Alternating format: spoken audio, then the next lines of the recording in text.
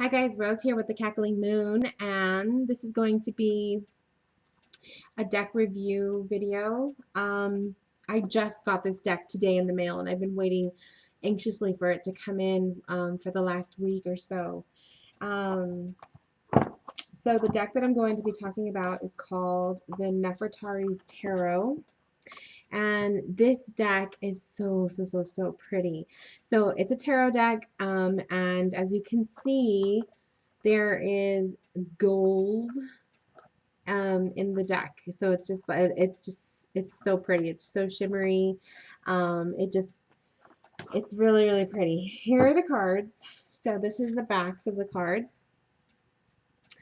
And obviously you can tell that it can go either way, so reversed or not. And then the cardstock of the cards is rather light. It's thin. I mean, not light. It's thin and very easy to shuffle. And here are the fronts. So as you can see, the background of the cards, it's a gold. So it's really pretty. It's real shimmery. And then it makes the pictures pop themselves. And you have at the top, it'll tell you exactly what the card is. So this is the Three of Swords. And it's in other languages as well. And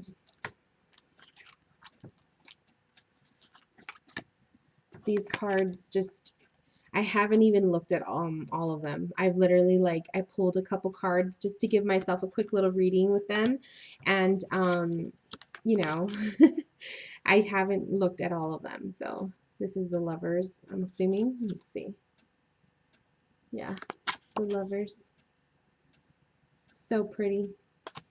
I'm very excited to work with this deck. The two cards that I pulled was the Hangman and the Ten of Cups.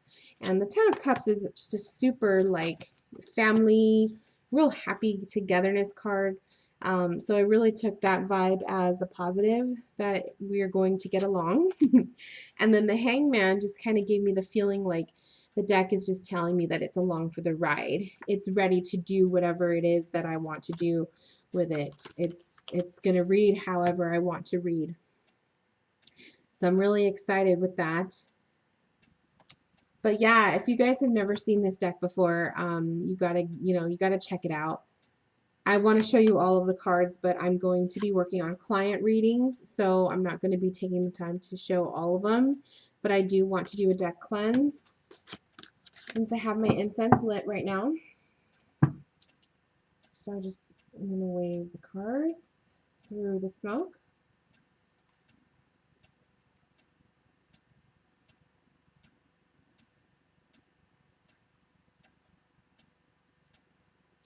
And that's just my own way of, I'll put this up so you guys could see. This is just my own way of cleansing the deck. I like to do with a smoke cleanse.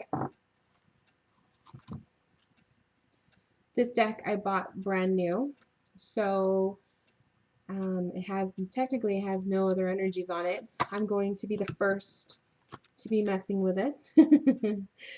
But I still want to do a deck cleanse. I usually do this for every deck that I get.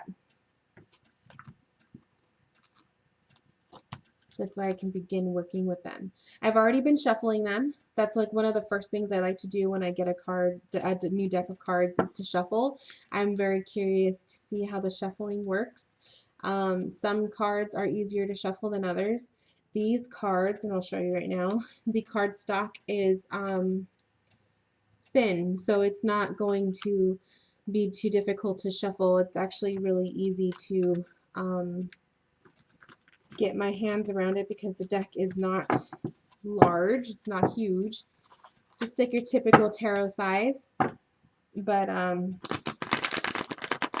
see, as you can see, it's just very easy to shuffle. And I'm very pleased. I'm very pleased to work with this deck. So it's so cute.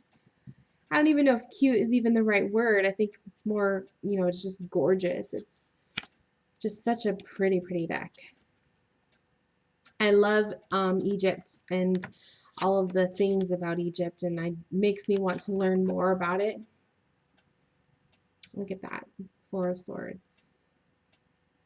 And I do notice that these cards do not follow the typical Rider-Waite symbolism that you would see in the Rider-Waite decks, which is kind of cool for me because I'm trying to get myself away from Rider-Waite. I'm trying to, you know, push myself to look at other decks that are not Rider-Waite, and progress with my tarot reading, because I do feel like I have Rider-Waite down pretty good as far as, you know, the memorization goes. But I do want a challenge, and I do feel like this deck is going to bring me a challenge because the cards don't all follow the typical Rider-Waite images that we see. Some of them do, and, you know, that's fine because that's going to help me, you know, tap into it. Look, here's the moon card. I want to get my incense. Some of them do follow, you know, the Rider-Waite, but I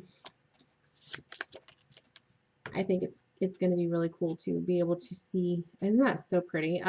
It's just so distracting. But it's going to be cool to see how I learn to interpret these cards intuitively and then also by the meanings. And I'm going to show you right now. Here is the this is the Knight of Wands. I love the black horse. I just think he's so cool.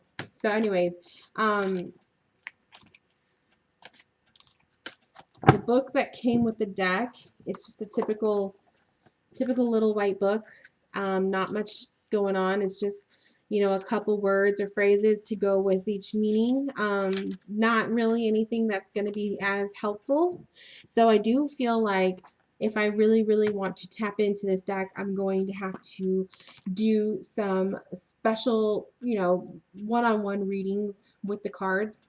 There's a couple interview spreads that I can do, but also journaling. And journaling I've found is really helpful when it comes to learning a new deck, especially for me, because I'm one of those people where I like to write everything down. And that's how I learn, by taking notes. But I do feel like if I write everything down and I journal how I feel about each card, just like how I did when I was first learning the tarot, it's going to help me, especially because I am so used to Rider-Waite. So this is going to be a beautiful challenge, and it's a beautiful deck of cards. And I think that it's going to inspire me to learn more about the images and the symbolisms that are, you know, tied in with Egypt, and be able to figure out what the cards are really saying. Look at this. This is the sun, and it's gorgeous. So just a lot of different feelings coming through. So I'm really, really excited to be working with this deck of cards. And this, so you guys know, just a reminder, it is the Nefertari's Tarot. Sorry for all the smoke. My incense is going crazy. But anyway, I just wanted to share that with you guys. Thank you guys for watching, and I will see you guys later. Bye.